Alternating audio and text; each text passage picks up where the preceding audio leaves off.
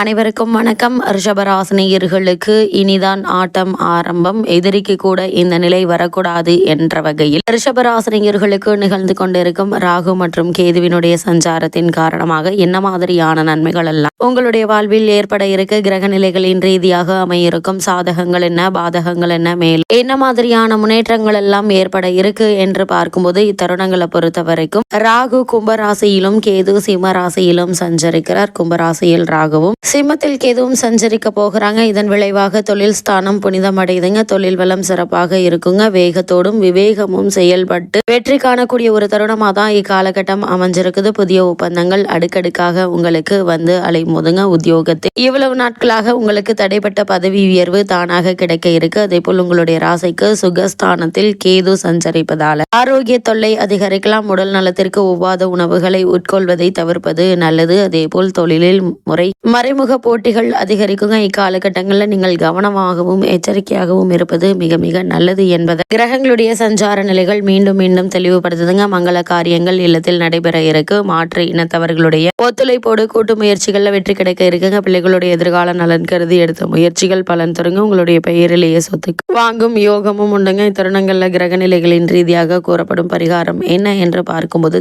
தஞ்சை பெரிய கோவில் நந்தியை வழிபடுங்க. எண்ணற்ற நன்மைகள் உங்களுடைய வாழ்வில் ஏற்படும்.